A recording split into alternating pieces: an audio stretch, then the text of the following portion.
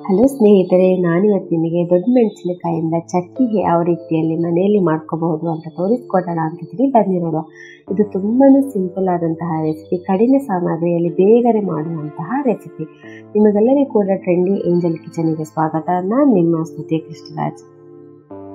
ಮೊದಲಿಗೆ ನಮ್ಮ ಚಾನಲ್ನ ಯಾರಾದರೂ ಫಸ್ಟ್ ಟೈಮ್ ನೋಡೋದಾದರೆ ನೀವು ಪ್ಲೀಸ್ ಸಬ್ಸ್ಕ್ರೈಬ್ ಆಗಿ, ಹಾಗೆ ಕೆಳಗಿರುವ ಬೆಲ್ ಬಟನ್ ಪ್ರೆಸ್ ಮಾಡಿದರೆ ನಮ್ಮ ಚಾನಲ್ನ ಎಲ್ಲ ನೋಟಿಫಿಕೇಶನ್ ನಿಮಗೆ ಬರುತ್ತೆ.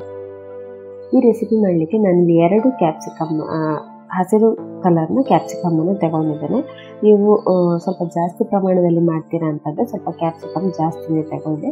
ನಾನಿಲ್ಲಿ 2 ಕ್ಯಾಪ್ಸಿಕಮ್ ತಗೊಂಡಿದ್ದೇನೆ. ಅದನ್ನು ಕಟ್ ಮಾಡಿ ಬೀಜ ಎಲ್ಲ ತೆಗೆದು ಚಿಕ್ಕ ಚಿಕ್ಕ ಪೀಸ್ಗಳ ಥರ ಕಟ್ ಮಾಡಿ ಇಟ್ಕೊಳ್ತಾ ಇದ್ದೇನೆ. ನಿಮಗೆ ಬೇಕು ಅಂತಂದರೆ ಉದ್ದಕ್ಕೆ ಕೂಡ ಅಂದರೆ ಸ್ವಲ್ಪ ಸ್ಲೈಸ್ ಥರ ಮಾಡಿ ಕೂಡ ನೀವು ಕಟ್ ಮಾಡಿ ಇಟ್ಕೊಳ್ಬೋದು. ನಿಮ್ಗೆ ಯಾವ ರೀತಿ ಬೇಕೋ ಆ ರೀತಿಯಲ್ಲಿ ಕಟ್ ಮಾಡಿ ಇಟ್ಕೊಳ್ಳಿ. ಆಮೇಲೆ ಒಂದು ಕಡಾಯಿಗೆ 2 ಚಮಚದಷ್ಟು ಎಣ್ಣೆ ಹಾಕಿ ಚೆನ್ನಾಗಿ ಬಿಸಿ ಮಾಡ್ಕೊಳ್ಬೇಕು.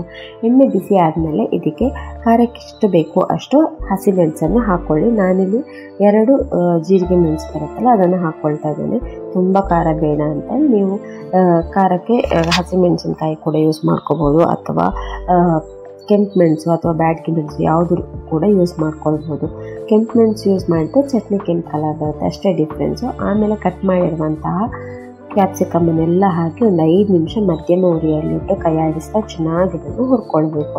ಸ್ವಲ್ಪ ಕ್ಯಾಪ್ಸಿಕಮ್ ಮೆತ್ತಗಾಗಬೇಕು, ಅಲ್ಲಿ ತನಕ ಇದನ್ನು ಚೆನ್ನಾಗಿ ಹುರ್ಕೊಳ್ಬೇಕು. ಆಮೇಲೆ ಹುರ್ಕೊಂಡು ಆದಮೇಲೆ ಇದನ್ನು ತಣ್ಣಗಾಗಲಿಕ್ಕೆ ಬಿಡಬೇಕು. ನಾವು ಇದನ್ನು ಗ್ರೈಂಡ್ ಮಾಡ್ಕೋಬೇಕಲ್ಲ, ಅದಕ್ಕೋಸ್ಕರ ಚೆನ್ನಾಗಿ ಇದಕ್ಕೆ ಅಂದರೆ ತಣ್ಣಗಾಗಲಿಕ್ಕೆ ಬಿಡಬೇಕು. ಈ ಥರ ಹುರ್ಕೊಂಡು ಆದಮೇಲೆ ಈಗ ಕಂಪ್ಲೀಟಾಗಿ ಕ್ಯಾಪ್ಸಿಕಮ್ ಎಲ್ಲ ತಣ್ಣಗಾಯಿತು. ಆಮೇಲೆ ಒಂದು ಮಿಕ್ಸರ್ ಜಾರಿಗೆ ಹಾಕ್ಕೊಳ್ತಾ ಇದ್ದೇನೆ.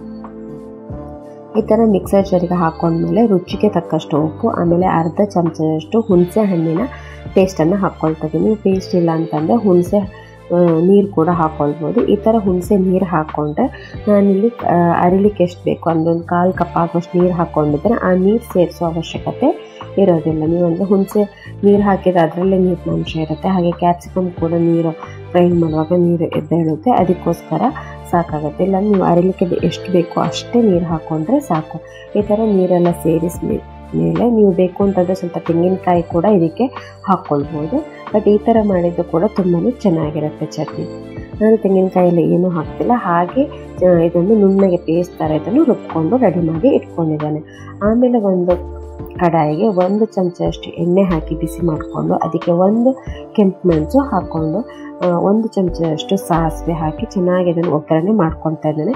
ನೀವು ಉದ್ದಿನಬೇಳೆ ಅಥವಾ ಜೀರಿಗೆ ಯಾವುದು ಕೂಡ ಸೇರಿಸೋ ಅವಶ್ಯಕತೆ ಇರೋದಿಲ್ಲ, ಸಿಂಪಲ್ ಆದಂತಹ ಒಗ್ಗರಣೆ ಸಾಕು ಈ ಚಟ್ನಿಗೆ.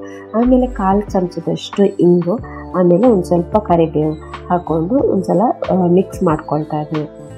ಈ ಥರ ಮಿಕ್ಸ್ ಮಾಡಿದ ಮೇಲೆ ನಾನೇನು ಕ್ಯಾಪ್ಸಿಕಮ್ಮನ್ನು ಗ್ರೈಂಡ್ ಮಾಡಿ ಇಟ್ಕೊಂಡಿದ್ದಾನಲ್ಲ ಅದನ್ನೆಲ್ಲವನ್ನು ಕೂಡ ಇದಕ್ಕೆ ಹಾಕ್ಕೊಳ್ತೀನಿ. ನೀವು ಎಕ್ಸ್ಟ್ರಾ ಖಾರ ಬೇಕು ಅಂತಾದರೆ ಪೆಪ್ಪರ್ ಪೌಡರು ಅಥವಾ ರೆಡ್ ಚಿಲ್ಲಿ ಪೌಡರ್ ಏನು ಬೇಕಾದರೂ ಹಾಕ್ಕೊಳ್ಬೋದು. ಬಟ್ ಅಷ್ಟೇ ಖಾರ ಸಾಕು ಅಂತಂದರೆ ಇದೇ ಥರ ಕಂಟಿನ್ಯೂ ಮಾಡಿ. ಈ ಥರ ಹಾಕಿ ಒಂದು 2 ನಿಮಿಷ ಇದನ್ನು ಚೆನ್ನಾಗಿ ಇದನ್ನು ಹುರ್ಕೊಂಡಾಗೆ ಮಾಡಬೇಕು, ಅಂದರೆ ಬೇಯಿಸ್ಕೋಬೇಕು. ಯಾಕಂದರೆ ಅದರಲ್ಲಿ ಇನ್ನೂ ಏನಾದರೂ ಕ್ಯಾಪ್ಸಿಕಮ್ಮಲ್ಲಿ ಹಸಿ ಅಂಶ ಇದ್ದರೆ ಅದು ಹೋಗುತ್ತೆ, ಅದಕ್ಕೋಸ್ಕರ ಈ ಥರ ಒಂದು 5 ನಿಮಿಷ ಬೇಯಿಸ್ಕೊಂಡ್ರೆ ಆಯಿತು. ಚೆನ್ನಾಗಿರುವಂತಹ ಹಾಗೆ ತುಂಬಾ ಟೇಸ್ಟಿಯಾಗಿರುವಂತಹ ಕ್ಯಾಪ್ಸಿಕಮ್ ಚಟ್ನಿ ರೆಡಿ ಆಯಿತು.